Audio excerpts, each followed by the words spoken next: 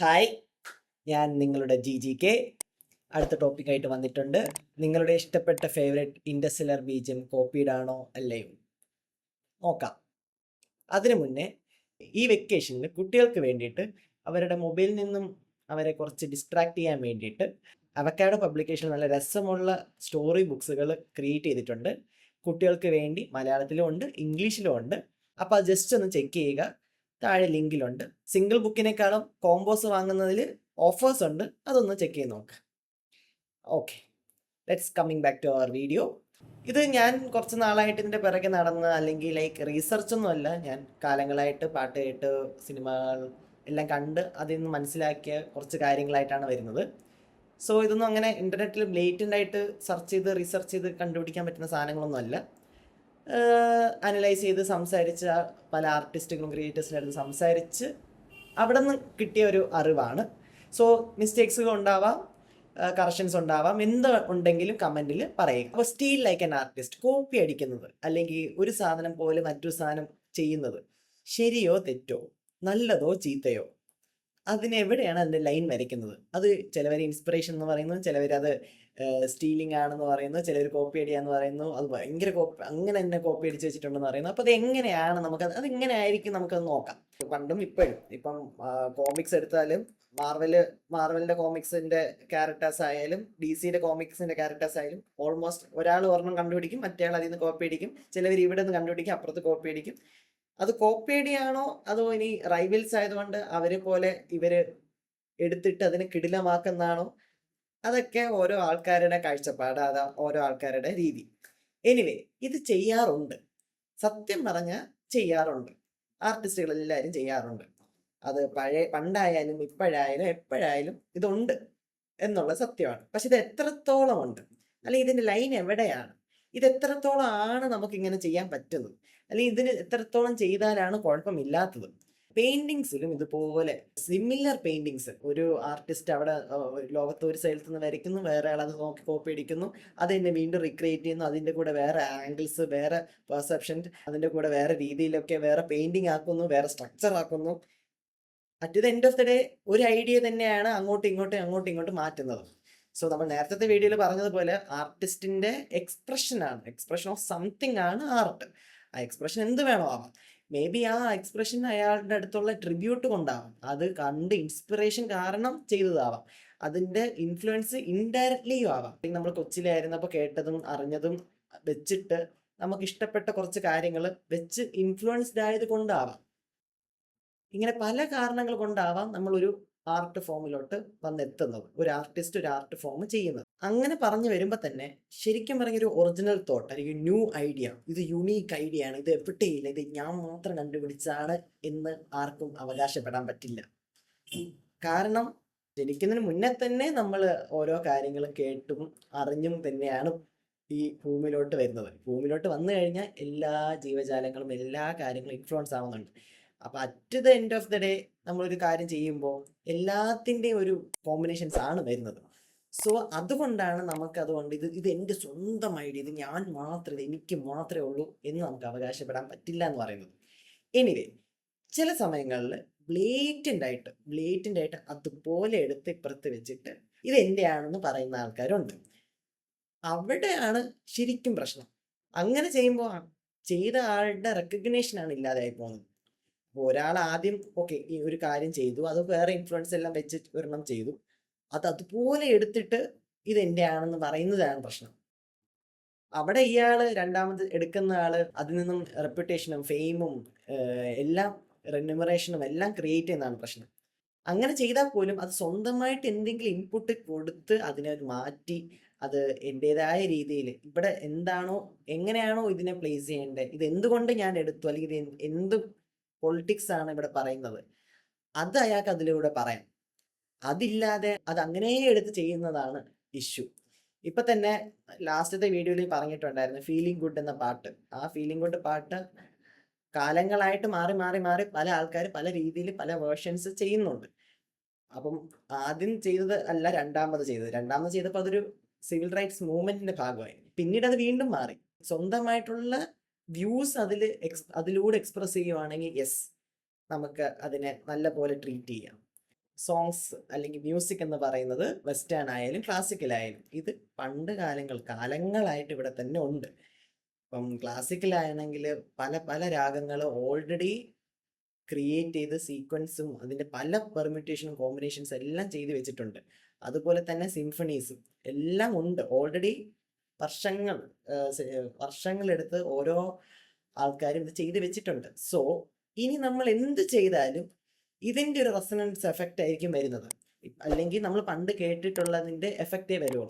ഇപ്പം ചിലപ്പോൾ നമ്മൾ ഇന്ന് ഉണ്ടാക്കിയതാണെന്ന് പറഞ്ഞാൽ പോലും ഇത് ഓൾറെഡി എഴുതി വെച്ചത് കൊണ്ട് ആ പെർമ്യൂട്ടേഷൻ കോമ്പിനേഷൻ അവിടെ ഉണ്ട്, ആ സീക്വൻസ് അവിടെ തന്നെ ഉണ്ട്. സോ അതായിരിക്കും നമ്മൾ വീണ്ടും ചെയ്യുന്നത്. സോ ഒരാൾ പിന്നീട് ആ പാട്ടുണ്ടാക്കുമ്പോൾ ഓ ഇത് അതുപോലത്തെ പാട്ടല്ലേ എന്ന് നമുക്ക് തോന്നും. അതെന്തുകൊണ്ടെന്ന് പറയാം, ഓൾറെഡി ഇത് പല ആൾക്കാരും പല സമയങ്ങളിലായിട്ട് ചെയ്ത് വെച്ചിട്ടുള്ളത് കൊണ്ടാണ്. സോ ഓൾറെഡി കുറേ റൂൾസും കുറേ സ്ട്രക്ചർ അല്ലെങ്കിൽ ഒരു ടെംപ്ലേറ്റ് ഉണ്ട്. അതേപോലെ തന്നെ സിനിമകളിൽ വന്നാലും സിനിമയുടെ ഒരു ബെസ്റ്റ് എക്സാമ്പിൾ പറയുകയാണെങ്കിൽ ഭാഷ.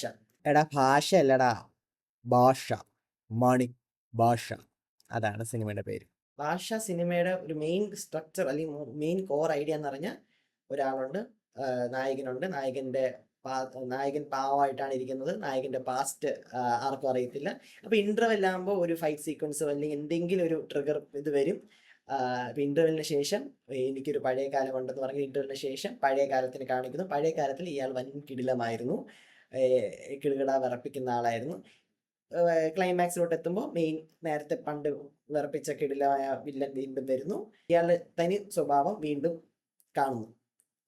ഇത് തന്നെ എല്ലാ ലാംഗ്വേജിലും, ഈ ഭാഷ തന്നെ ആദ്യത്തെ കഥയെന്നല്ല ഞാൻ പറയുന്നത്, ആ സ്റ്റോറി ലൈൻ അല്ലെങ്കിൽ ആ ഒരു സ്ട്രക്ചർ തന്നെ കാലങ്ങളായിട്ട് എത്ര ഭാഷയിൽ എത്ര സിനിമകളാണ് സെയിം സ്റ്റോറി സ്ട്രക്ചർ എടുക്കുന്നത്. ഇതിങ്ങനെ പറയുമ്പോൾ ഓക്കെ ഇത് കോപ്പിയുടെ ഇല്ലെന്ന് തോന്നും. പക്ഷേ ആ ഒരു സ്ട്രക്ചർ എടുത്തിട്ട് നമ്മുടേതായ ചേരുവകൾ ചേർത്ത് അത് നമ്മുടേതായ രീതി, നമുക്ക് എന്ത് കാര്യമാണോ പറയുന്നത്, അത് എന്ത് ഫിലിം മേക്കിംഗ് സ്റ്റൈലിലാണോ, എന്ത് ഭാഷയിലാണോ, എന്ത് ടെറൈനിലാണോ, എന്ത് പൊളിറ്റിക്സ് ആണോ പറയുന്നത്, അതനുസരിച്ച് അതിൻ്റെ ഇൻഫ്ലുവൻഷ്യൽ രീതി മാറും.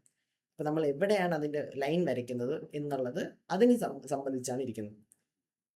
അപ്പം അതുപോലെ തന്നെ ഒരു ത്രില്ലർ മൂവീസ് എടുത്താലും ത്രില്ലർ മൂവീസ് നമുക്ക് കാണുമ്പോൾ തന്നെ അറിയാം ഓക്കെ ഇതൊക്കെ തന്നെ ആയിരിക്കും ഓൾമോസ്റ്റ് എല്ലാ കിടിലും ട്വിസ്റ്റ്. കാരണം എന്താ, കുറെ കാലമായിട്ട് എത്ര ട്വിസ്റ്റുകളാണ് ഇറങ്ങിയിട്ടുള്ളത്. പക്ഷേ ഇങ്ങനെ പറയുമ്പോൾ പോലും ഒരു കാര്യം പറയാനുള്ളത്, നമ്മൾ ഒരു സംഭവം കണ്ടിട്ടുണ്ട്, നമ്മളൊരു കാര്യം കണ്ടിട്ടുണ്ട് അല്ലെങ്കിൽ കേട്ടിട്ടുണ്ട്, അതിനുശേഷം അതുപോലത്തെ സിമിലർ സാധനം നമ്മൾ വീണ്ടും കാണുമ്പോൾ കേൾക്കുമ്പോൾ നമ്മൾ പറയും ഓ ഇത് അതുപോലെ അല്ലേ, ഇത് കോപ്പി അടിയാണ് എന്ന് പറയും. അത് നമ്മുടെ കാര്യം. അതേപോലെ വേറൊരാള് ഈ ആദ്യത്തെ ആർട്ട് ഫോം കണ്ടിട്ടില്ല, രണ്ടാമത്തെ ഇതിന്ന് ഇൻസ്പയർ ആയ ആർട്ട് ഫോമാണ് കണ്ടത്. അപ്പൊ ഇയാൾ ആദ്യമായിട്ട് ഇതാണ് രണ്ടാമത്തെ ആർട്ട് ഫോമാണ് കാണുന്നെങ്കിൽ അയാൾക്ക് അതാണ് പുതിയത്. അപ്പൊ അയാൾ വിചാരിക്കും വാവ് എന്ത് കിടിലമാണ്, നല്ലൊരു ഐഡിയ ആണ്. അപ്പൊ നമ്മൾ പറയും അയ്യോ ഇത് നേരത്തെ മറ്റേ ആൾ ചെയ്തിട്ടുണ്ട്, ഇതിന് ചെയ്ത്. അപ്പൊ രണ്ടാമത്തെ ആൾക്ക് ഈ ഒരു കാര്യം മാത്രമേ അറിയൂ. അപ്പോ കോപ്പിയടി എന്ന് പറയുന്നത് നമുക്ക് ആ കാര്യം നേരത്തെ അറിയാമെങ്കിൽ കോപ്പിയടി എന്നാണ് നമ്മൾ കാണുന്നത്. ശരിക്കും അങ്ങനെ അല്ല. മിക്ക ആർട്ട് ഫോമിൽ സ്ഥിരമായി കാലങ്ങളായിട്ട് നമ്മൾ അറിഞ്ഞുകൊണ്ടും അറിയാതെയും കുറേ കാര്യങ്ങൾ ഇൻഫ്ലുവൻഷ്യലിൽ റിപ്പീറ്റഡ് ആയിട്ട് വരുന്നുണ്ട്. അതിൻ്റെ ഒരു എക്സാമ്പിളാണ് ഇൻഡസ്ട്രിയലിൻ്റെ ബീജിയം ഞാൻ എടുത്തത്. കാരണം ഇൻഡസ്ട്രിയലിൻ്റെ ബീജിയം എക്സാക്റ്റ് ആയിട്ട് കോപ്പി അടിച്ചിട്ടില്ല. കാനൻ ഇൻ ഡി മേജർ എന്ന് പറഞ്ഞിട്ട് ഒരു കോമ്പോസിഷൻ, ഒരു യുണീക്ക് കോമ്പോസിഷൻ ടെക്നിക് ഉണ്ട്. ഇത് എന്ന് പറയുന്നത് ഒരു പ്രോഗ്രഷനാണ്. നമ്മുടെ ക്ലാസിക്കലിൽ രാഗം എന്നൊക്കെ പറയുന്നത് പോലെ ഒരു പ്രോഗ്രഷൻ. വെസ്റ്റേൺ മ്യൂസിക്കിൽ ഒരു സ്ട്രക്ചേർഡ് സീക്വൻഷ്യൽ ഓർഡർ ഉണ്ട്. അതൊരു കോമ്പോസിഷൻ ടെക്നിക്കാണ്. ഈ കോമ്പോസിഷൻ ടെക്നിക്ക് വളരെ വളരെ ഫേമസ് ആണ്. ആ സെയിം പ്രോഗ്രഷൻ എടുത്ത് റിവേഴ്സ് ചെയ്തിട്ടാണ് ഇൻഡസ്ട്രിയലിൻ്റെ ബീജിയം ക്രിയേറ്റ് ചെയ്തിരിക്കുന്നത്. ഇതിൻ്റെ സിമിലാരിറ്റിയാണ്. ലൈക്ക് അത് മനഃപൂർവ്വം അതെടുത്ത് കോപ്പി അതെടുത്ത് റിവേഴ്സ് ചെയ്തു എന്നല്ല, അത് ഇതുമായിട്ട് സിമിലാരിറ്റി ഉണ്ട്. അപ്പം അങ്ങനെ വരുമ്പോൾ ഇൻഡസ്ട്രിയൽ ബീജിയം ഒറിജിനൽ ആണോ അതോ ഇത് ഇൻസ്പയർഡ് ആണോ എന്നുള്ളതെല്ലാം ചെയ്ത ആൾക്ക് മാത്രമേ അറിയുള്ളൂ. ഹാൻസ് സിമ്മർ മേ ബി ഇത് ഡയറക്റ്റ് ആയിട്ട് എടുത്ത് ചെയ്തതായിരിക്കാം, മേ ബി ഇത് നമ്മുടെ മനസ്സിലുണ്ടായിട്ട് അത് അതുപോലെ റിക്രിയേറ്റ് ചെയ്തതും ആവാം. കാരണം ഇത് അത്രയും ഓവർലി യൂസ്ഡ് അല്ലെങ്കിൽ ഏറ്റവും കൂടുതൽ ആൾക്കാർ സൂത്തനിങ് ആയിട്ട് മെലഡി ആയിട്ട് യൂസ് ചെയ്യുന്നൊരു മേജർ കോമ്പോസിഷനാണ്. ഇത് മനസ്സിൽ നമ്മുടെ ഓൾറെഡി എന്തായാലും ഉണ്ടാവും. സോ അതിനെ ഡയറക്റ്റ് ആയിട്ട് എടുക്കണം എന്നില്ല, അതിൻ്റെ ഇൻസ്പിറേഷനിലൂടെയും നമ്മൾ ചെയ്തിട്ടുണ്ടാവാം. കാനൻ ഇൻ ഡി മേജർ കറക്റ്റായിട്ട് യൂസ് ചെയ്ത പാർട്ടാണ് എഡ് ഷെറിന്റെ പെർഫെക്റ്റ് എന്ന സോങ്.